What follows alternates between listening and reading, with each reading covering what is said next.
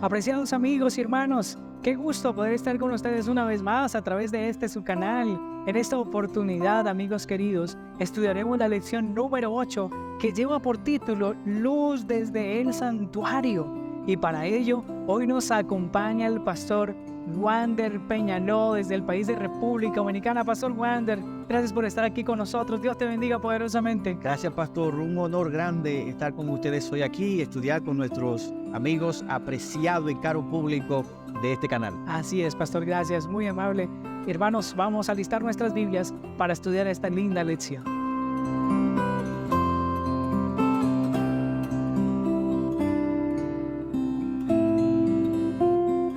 Muy bien, para no perder la sana costumbre, vamos a reflexionar en esta lección preciosa a través de algunas preguntas, pastor. Vamos a hacer algunas preguntas para así dar bien respuesta y ustedes allí también puedan encontrar respuesta quizás a muchas de las preguntas que quedaron sin resolver durante el estudio de la lección. La primera pregunta es, la lección hablaba, pastor Wander, de un santuario.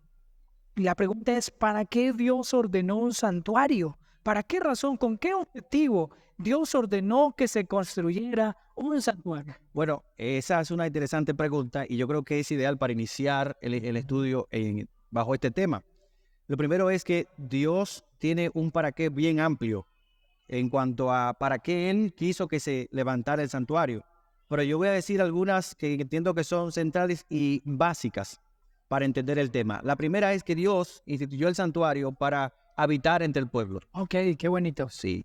La segunda es que Dios instituyó el santuario para enseñarle al pueblo cómo relacionarse con Él. Muy bien. Y la tercera es que Dios instituyó el santuario para enseñarle cómo sería su rescate, cómo sería la restauración de su relación del pueblo con su Dios. Ok, excelente, pastor.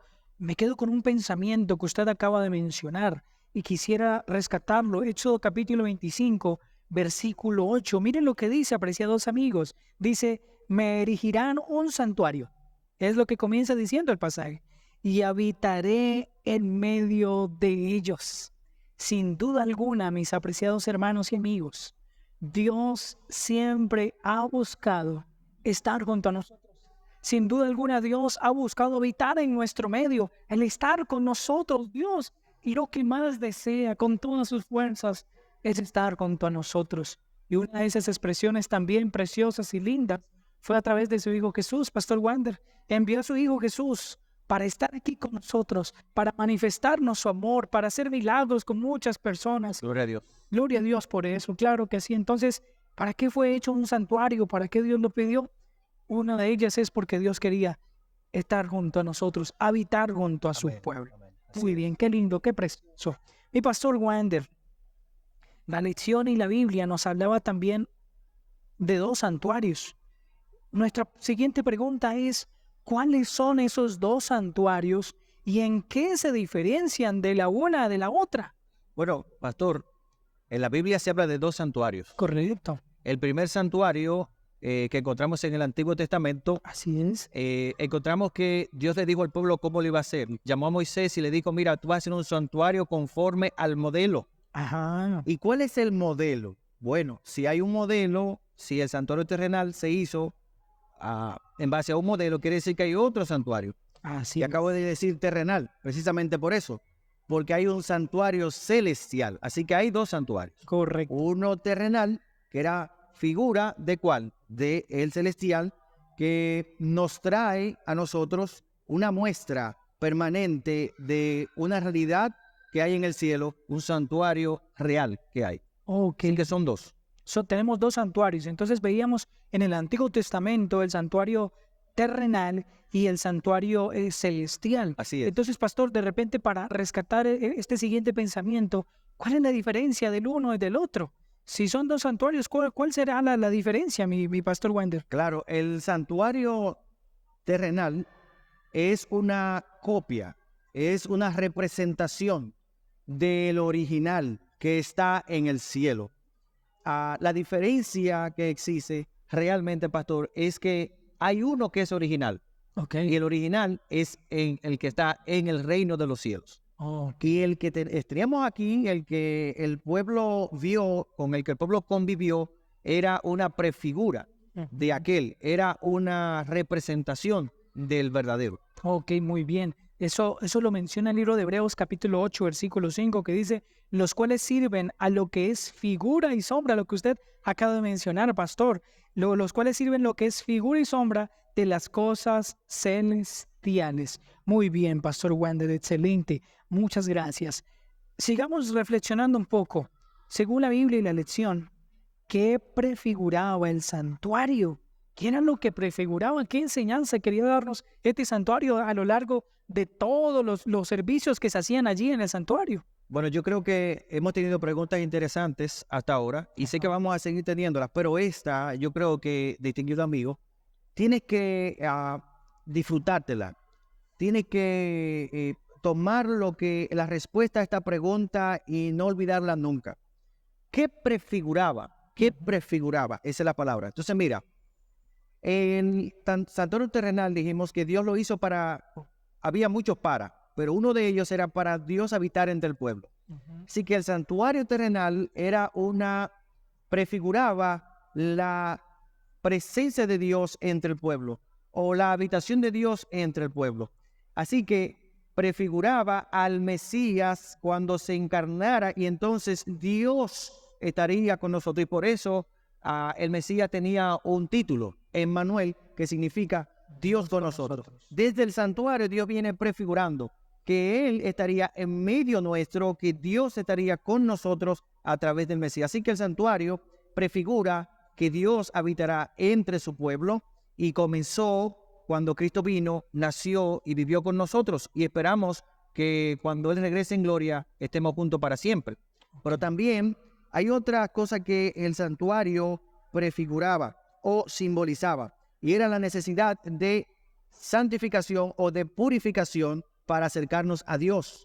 El modo, la forma en la que se hacía todo lo que se realizaba en el santuario era una enseñanza o una muestra o una lección, mejor dicho, de cómo es nuestro acercamiento a Dios, que Dios es santo, que Dios es puro. ¿Cómo nos podemos acercar a Dios entonces? El santuario nos muestra que a través del sacrificio nos acercamos a Dios, a través de un sacrificio que tiene que ser sin mancha, puro.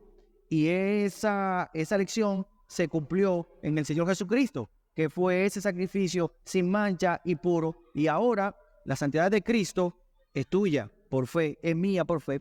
Y desde el santuario Dios venía enseñando eso. Así que eso es parte de lo que prefiguraba el santuario terrenal. Ok, gracias, pastor Wander.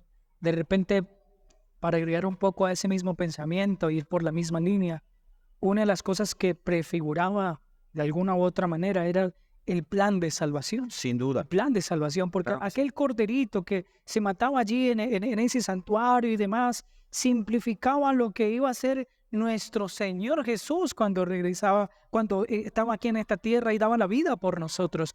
Y lo hizo con un solo objetivo, que era para salvarnos, para perdonar nuestros pecados. Así que si algo deben saber ustedes, mis queridos amigos y hermanos, es que hubo alguien que dio la vida por usted. Hubo alguien que dio la vida por sus hijitos, que está dando o dio la vida por toda su familia. Así que usted también hace parte de ese lindo plan de salvación que Dios tenía desde mucho antes, desde la fundación del mundo. Muy bien, mi pastor Wander, gracias por su respuesta. La lección también quisiera preguntar la siguiente. ¿Qué es el Yom Kippur?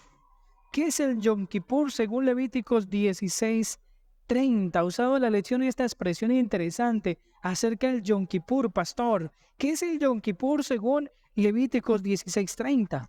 El día de Yom Kippur, para los judíos y para el cristianismo, tiene un significado teológico amplio y profundo. En el Antiguo Testamento, principalmente en el ámbito de la cultura y la religión judía, el día de Yom Kippur era un día de reflexión profunda y solemne, de ayuno y oración, porque ese día el pueblo estaba esperando que todas las celebraciones y ceremonias que se había hecho durante el año, ese día se concluyera con el final sacrificio del final día. Así que ese día, pastor, el pueblo estaba esperando, el día de la expiación, Yom Kippur, día de la expiación, ese día el pueblo estaba a la espera ¿de qué? De que sus pecados de que todas las impurezas y de que su separación de Dios por el pecado iban a terminar. Ok. Pero eso debía ser de gozo para el que estuviera como, A cuentas con Dios. el que tuviera cuentas con Dios, el que estuviera por la regla con Dios. ¿Y cómo lograban ellos eso? Estar a regla con Dios, estar a cuentas, haciendo el sacrificio. Así que el día de Yom Kippur era un día de solemne reflexión, profundidad, porque era un día donde se iba a eliminar todo el pecado del año del pueblo. Era un día de juicio, donde los que saldrían airosos eran los que estaban a cuentas con Dios. Así es, muchas gracias, pastor. Claro que sí. Era un día de reflexión, era un tiempo donde debían confesar sus pecados. Hoy quizás nosotros no hacemos esto que se hacía en el pueblo de Dios, pero hoy tenemos la posibilidad, queridos amigos, ya no de matar un corderito para el perdón de nuestros pecados, porque aquel que prefiguraba ese corderito, pues ya la dio la vida por nosotros, que es Jesús. Ahora lo que ustedes y yo debemos hacer es acercarnos a nuestro Salvador, acercarnos a Él y decirle: Señor, perdone mis pecados.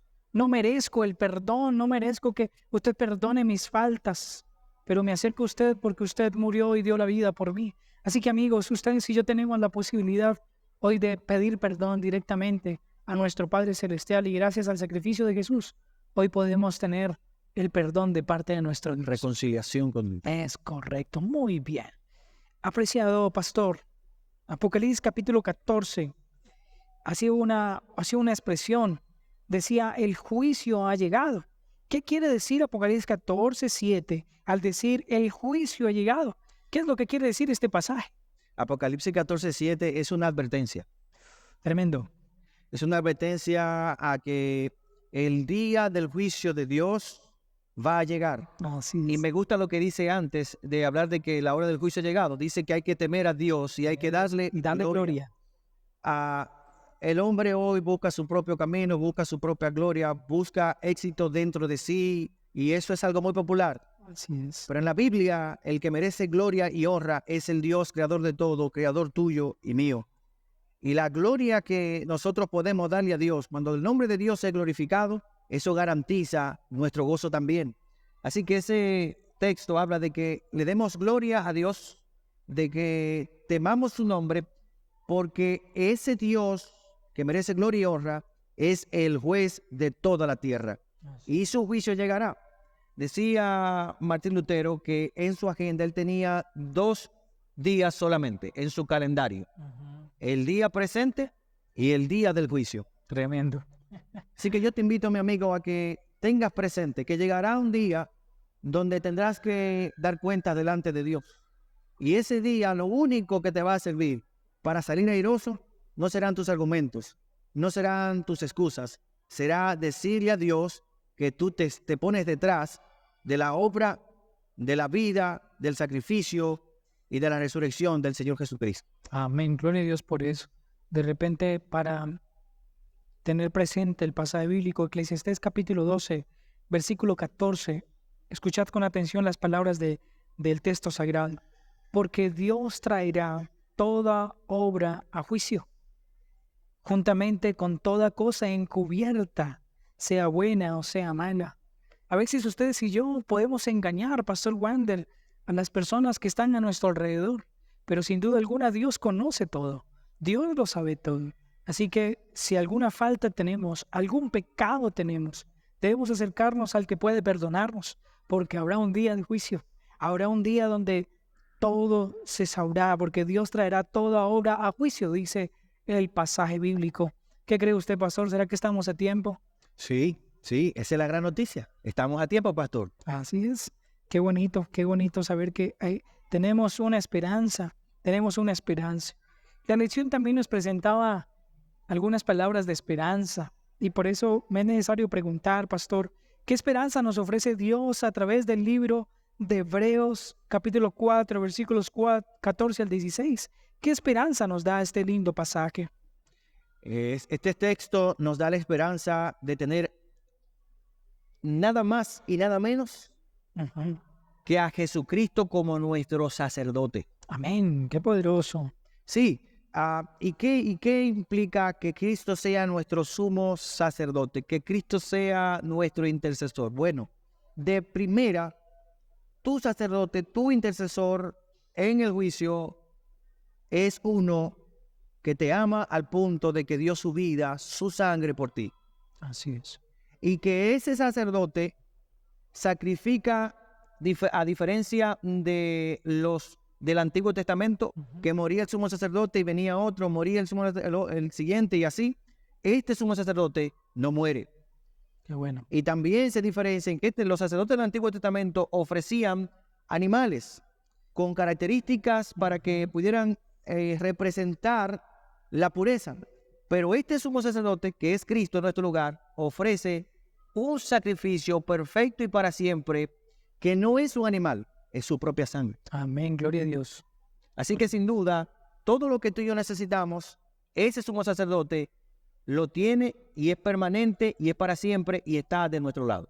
Así es, qué bueno, pastor, qué bueno saber que Él está a nuestro lado. Y si alguien está preocupado por nuestra salvación, es el cielo, es nuestro Padre Celestial. Sí, debes saber que tu Padre Celestial se preocupa por ti y quiere que puedas salvarte. Él quiere y desea estar con nosotros por la eternidad en el cielo. Mi pastor, una pregunta más. Sabiendo que el cristiano puede caer, ¿cómo puede el cristiano mantenerse de pie en el juicio, en ese juicio que leíamos hace unos instantes? ¿Cómo puede ese cristiano mantenerse de pie en ese juicio, pastor? La única razón por la que el cristiano se mantiene de pie en el juicio, los únicos argumentos que tú y yo tenemos para mantenernos de pie en el juicio, a pesar de que el ser cristiano no implica que nunca caes, sino que te levantas y sigas adelante, es que Dios sabe las dificultades y los problemas que nosotros enfrentamos. Sí. Y por eso Él nos ha hecho provisión. Amén. Ha hecho provisión para ti y para mí, para que cuando el pecado gane alguna batalla, nosotros nos podamos levantar y ganar la guerra a través de Cristo, que es quien nos defiende y ofrece sacrificio cada vez que es necesario por nuestros pecados. Amén. Así que la esperanza que nos ofrece el hecho de que Cristo sea nuestro sacerdote es que Él, cuando nuestras vidas se ven envueltas en pecado, se ven envueltas en sufrimiento y dolor, tenemos un sumo sacerdote que entiende nuestras debilidades, que entiende tus flaquezas. Amén. Y Dios ha hecho provisión en Él para que si alguno cae, dice el texto bíblico, abogado tenga a Jesucristo el justo. Amén. De hecho, ese pasaje que acaba de mencionar el pastor Wander está registrado en 1 de Juan, capítulo 2, versículo 1, que dice, y usa unas palabras muy bonitas. Miren, de manera muy tierna el Señor nos dice a nosotros, hijitos míos, estas cosas os escribo para que no pequéis. Miren cómo nos dice, hijitos, les escribo estas cosas en mi palabra para que ustedes no pequen. Pero miren cómo termina, y si alguno hubiere pecado, abogado tenemos para con el Padre, a Jesucristo, el justo. Él es nuestro abogado. No solamente dio la vida por nosotros, sino que hoy intercede por nosotros ante el Padre. Cuando ustedes y yo fallamos, cuando ustedes y yo nos equivocamos, Él tal vez, yo me imagino aquella escena, Pastor Wander, el Señor se acerca a su Padre y le dice, mira, yo sé que tal vez Él no merezca el perdón por sus pecados, pero yo quiero que tú lo perdones a Él, porque yo di la vida por Él en la cruz de Calvario. Así que intercedo por Él. Yo quiero que lo salves, no quiero que lo veas a Él y a su pecado, quiero que me veas a mí, porque Él ya se arrepintió. Gloria al Señor. Y damos gloria a Dios por eso. Queridos amigos, yo quiero que usted pueda ir en estos momentos a su habitación y pueda caer de rodillas delante de nuestro Padre Celestial y agradecerle porque tenemos a un Padre que nos ama, a Jesús que intercede por nosotros y tenemos la posibilidad del perdón de nuestros pecados. Así que queremos invitarles en estos momentos para que ustedes allí en sus hogares puedan cerrar sus ojos y juntos podamos hablar con nuestro Padre Celestial. Vamos a orar, pastor. Oremos. Cariñoso Dios, tú que eres grande en bondad y misericordia, nos acercamos a ti, Señor, en esta oportunidad porque deseamos de tu perdón, Deseamos, Señor, que perdones todos nuestros pecados. De repente hay alguna persona que nos escucha, Señor, que está agobiada, que está angustiada, Señor, porque te falló, porque se equivocó, porque quizás está lejos de ti, Señor. Pero tú en tu palabra mencionaste, abogado tenemos ante el Padre. Por favor, Señor, ten misericordia una vez más hacia nosotros, tus hijos, y perdona nuestros pecados. Ayúdanos a listar nuestras maletas, porque sé que pronto regresarás, como dice tu palabra. Vendrás por segunda vez a esta tierra y llevarás a toda aquella persona que te aceptó en esta tierra como su único Salvador personal. Ayúdanos a hacerlo, Señor, y a tomarnos muy en serio esta linda decisión. Bendice al pastor Wander, gracias porque hoy estuvo con nosotros. Bendice su vida, su ministerio, y bendice a todos nuestros amigos, Señor, que nos escuchan en esta oportunidad. Gracias, oh Padre, por tu palabra. Nos abandonamos tiernamente en tus brazos de amor y lo pedimos y lo rogamos en el nombre poderoso de Cristo Jesús. Amén y amén. Pastor Wander, gracias por estar con nosotros. El Señor le bendiga poderosamente. Gracias a usted, pastor. Espero que sea de bendición para todos los amigos que nos escucharon hoy. Amén. Así que mis amigos, solo queda decirles, el Señor les bendiga, les enviamos un fuerte abrazo, deje su me gusta, deje su comentario allí, comparta con su amigo, con su vecino, con los hermanos de iglesia que de repente usted conoce. Les enviamos un fuerte abrazo. Bendiciones para todos.